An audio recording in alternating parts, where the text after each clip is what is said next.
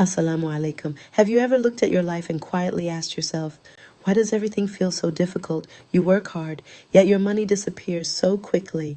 You have 24 hours in a day, just like everyone else, yet you never seem to have enough time. You buy things you once dreamed of owning, but they don't bring lasting happiness. You achieve goals you prayed for, yet something still feels missing. You wonder, Ya Allah, where is the Barakah? My dear brothers and sisters, before we continue, let us understand something very important. Barakah is not the same as having more. A person can have very little wealth and still live a life overflowing with barakah. Another person may have millions but never feel satisfied. A family can live in a small home filled with love, peace, and remembrance of Allah, while another family lives in luxury but sleeps every night with worry, arguments, and emptiness. Barakah is not measured by numbers. It is measured by the goodness that Allah places in what you already have. 1 hour with barakah can accomplish what 10 hours without barakah cannot. A small amount of halal income with barakah can benefit you more than a large amount earned without Allah's pleasure. One sincere dua with barakah can change your entire life. So if you've been feeling like something is missing, perhaps the question isn't, how can I get more? Perhaps the question is, am I protecting the barakah Allah has already given me? Today, let's reflect on 7 habits that silently remove barakah from our lives, not because Allah is unjust, but because He teaches us that our actions have consequences. The first habit is delaying your Salah. Notice I didn't say abandoning Salah.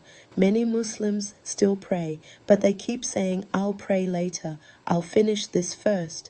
I still have time until the adhan comes and goes. Then another task appears, then another distraction, then another excuse. Before they realize it, the prayer has become something they fit around their day instead of something their day revolves around. My dear brothers and sisters, the first blessing Allah gave us every single day was not our job, not our family, not our wealth. It was another opportunity to worship Him.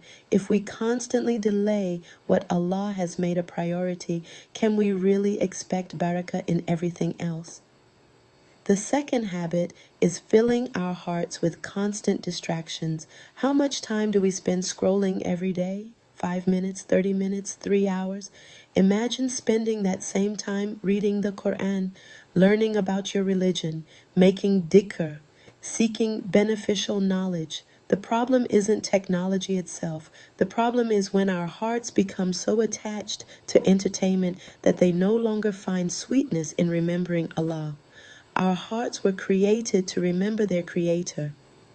When they feed on endless distractions instead, they become restless. The third habit is speaking carelessly. The Prophet Muhammad ﷺ taught us to speak good or remain silent. Yet today, how many friendships are destroyed by gossip? How many hearts are broken because of careless words?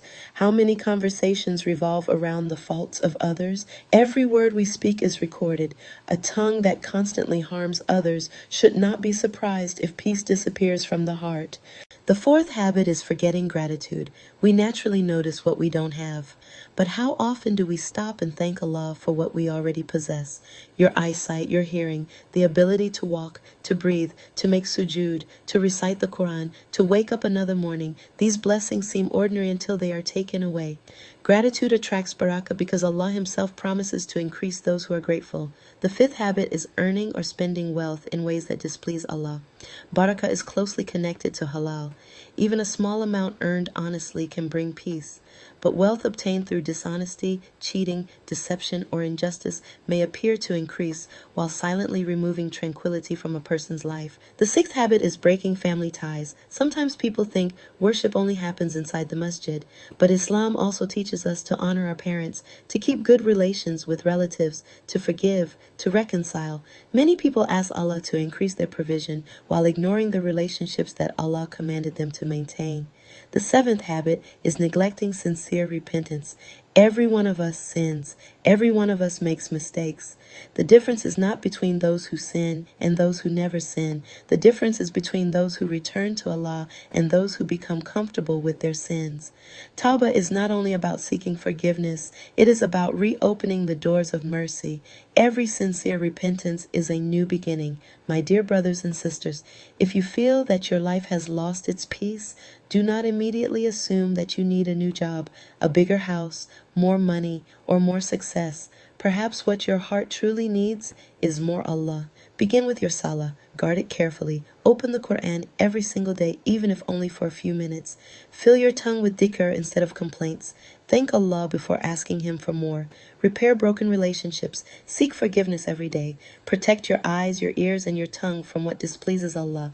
And ask Allah to place barakah in every part of your life. Remember, the greatest form of barakah is not wealth. It is a heart that is close to Allah. Because when the heart is rich with faith, even the smallest blessings become enough. And when the heart is distant from Allah, even the greatest possessions cannot satisfy it. So today, don't ask only for more. Ask Allah for barakah. Barakah in your time, barakah in your family, barakah in your work, barakah in your wealth, barakah in your health, barakah in your knowledge, and above all, barakah in your relationship with Him. If this reminder benefited you, please support Empowered Muslima by liking this video, subscribing to the channel, and sharing it with someone who may be searching for more barakah in their life.